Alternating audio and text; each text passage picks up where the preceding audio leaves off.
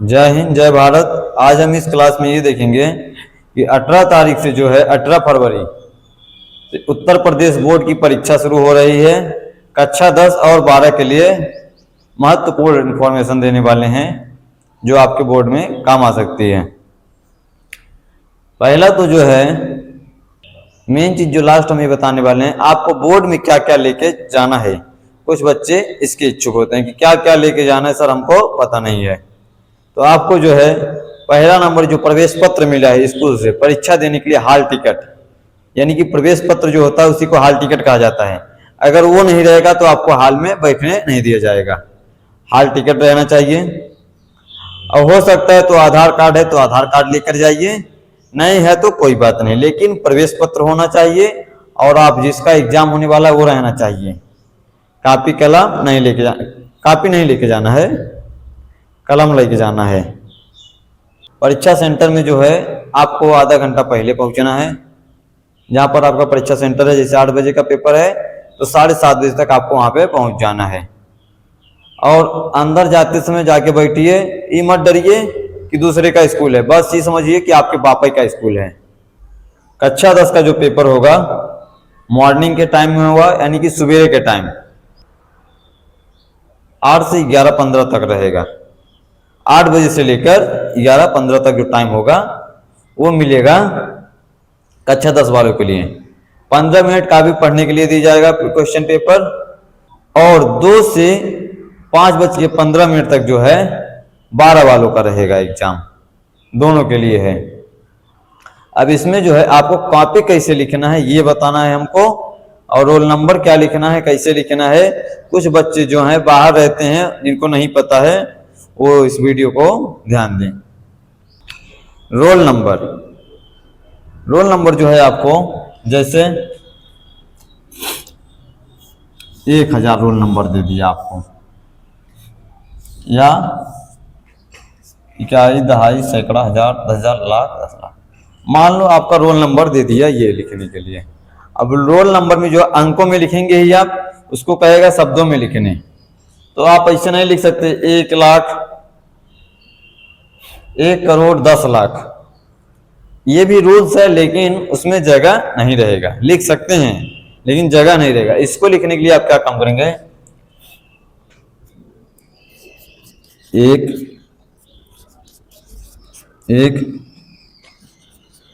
0 0 0 ऐसे ऐसे करके रोल नंबर लिखेंगे। कॉमा दे देकर एक एक अंक को शब्दों में लिखना है, शब्दों में लिखेंगे। हर पेज पर एक पन्ना लिख दिए, यहां पर कोने में ऊपर की तरफ लास्ट का 3 अंक लिख दीजिए। 1 2 3 अंक लास्ट का लिख दीजिए। इससे क्या होता है, अगर कॉपी आपकी जचने के लिए गई, एक आध पन्ना फट के निकल गया, इधर से उधर हो गया, तो पता कैसे चलेगा किसका है। तो रोल नंबर से जो है पता चल जाता है। हर पेज पे लिखना है, यानी कि 1 पेज 2 पेज छोड़ के भी लिख सकते हैं। इस साइड लिखे हैं तो पीछे नहीं लिखना है, अगले पेज पे लिखना है। इस साइड लिखे हैं तो अगले पेज पे लिखना है। इससे करके कॉपी दिया जाएगा आपको, एक लाइन ऐसे खींची रहेगी, पहले दूसरी लाइन आपको खींच लेना है। अब दूसरा लाइन खींच लेंगे तो उससे क्या होगा, थोड़ा सा 1 इंची पर दूसरी लाइन से खींच लेंगे 1 इंची पर, तो आपकी 1 इंची कॉपी कम हो जाएगी। 1 इंच कम लिखना रहेगा। खींचने से जो है लाइन जब खींच देंगे आप, तो ये खींचने से क्या होता है कि कॉपी भी सुंदर दिखने लगेगी। एक साइड नहीं तो मुंडा रहेगा, एक साइड लाइन खींचा रहेगा। इसलिए जो है आपको पहले क्या काम करना है, लाइन खींच देना है। लाइन खींच के रखना है जब कॉपी मिलेगी। और दूसरी बात, कुछ लोग कहते हैं कि प्रश्नोत्तर कैसे लिखें। एक नियम ये भी है, एक नियम ये भी है। बोर्ड का जो है सबसे सरल नियम ये है। ये यूपीएससी का नियम है।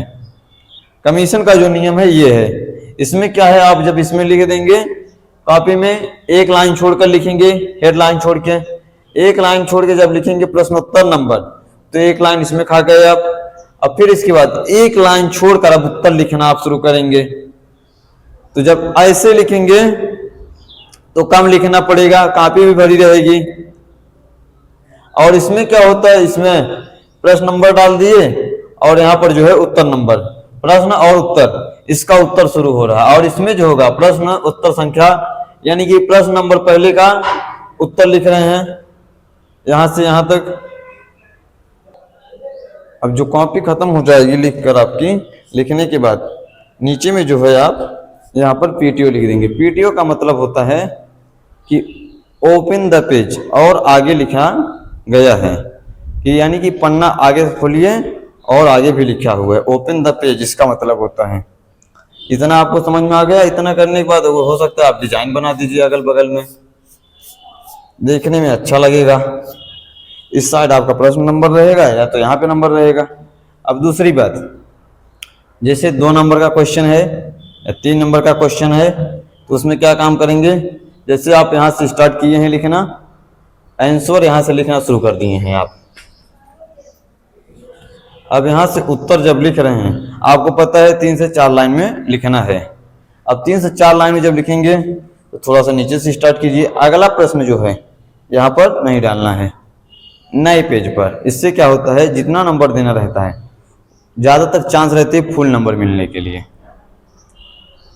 इसमें जो है फुल नंबर मिलने का चांस रहता है। जैसे 4 नंबर का 3.5 नंबर 3 नंबर मिल जाएगा, ऐसे लिखेंगे। अगर इसी में आधा आधा कर दीजिए तो इसका 2 नंबर, इसका 2 नंबर, क्वेश्चन नंबर 1 का क्वेश्चन नंबर 2 का 2 4 नंबर मिल जाएगा, 2 नंबर कट जाएगा तो 2 नंबर। ये रही कॉपी लिखने की स्टाइल। अब जो है क्वेश्चन का उत्तर स्टार्ट कैसे करेंगे। क्वेश्चन का उत्तर जो है पहले से इतना छोड़ के स्टार्ट करना है। कोई भी क्वेश्चन जब स्टार्ट करेंगे तो इतना छोड़ के पहली लाइन स्टार्ट करेंगे, फिर इसके बाद जब दूसरी लाइन आएगी तो भरपूर लिखेंगे। और दूसरी बात क्या है, जब भरपूर लाइन जाएगी यहाँ तक पहुंचाइए, यहाँ से ऐसे लिखते हुए यहाँ तक पहुंचा दीजिए पूरा।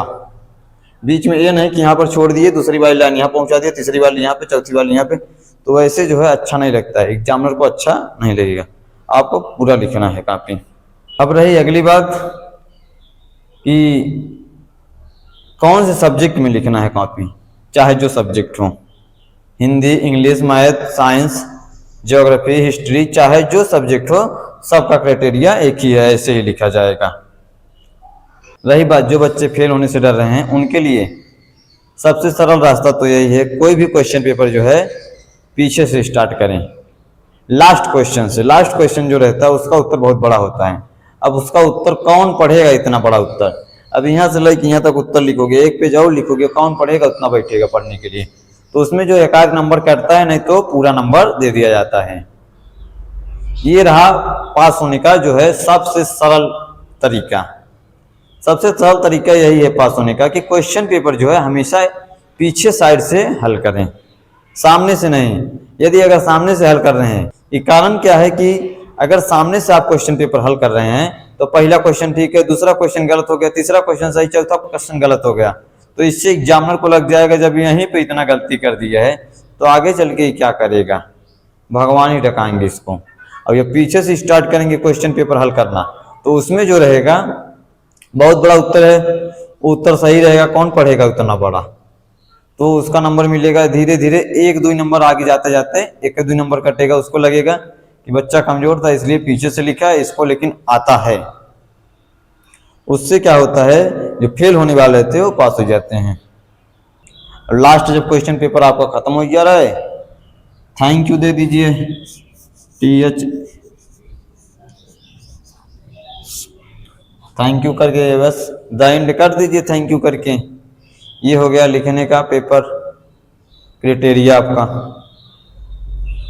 अब अगली बात ये है, जो क्वेश्चन आपको नहीं आता है, मान लीजिए पहला क्वेश्चन या 10वां क्वेश्चन आपको नहीं आ रहा है, तो 10वें क्वेश्चन या पहले क्वेश्चन में आधा तो समझ में आ रहा है, कुछ 2 बार पढ़िए, 3 बार पढ़िए, 4 बार पढ़िए, क्यों नहीं आएगा।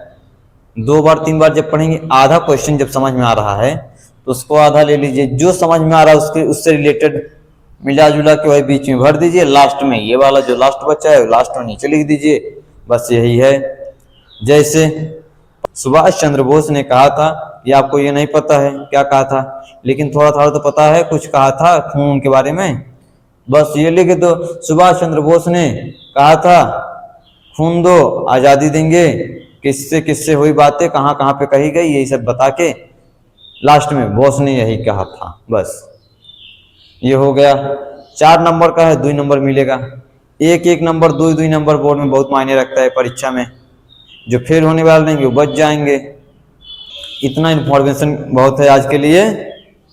तब तक के लिए जय हिंद, जय भारत, बेस्ट ऑफ लक। 18 तारीख को एग्जाम है, एग्जाम देकर आइए।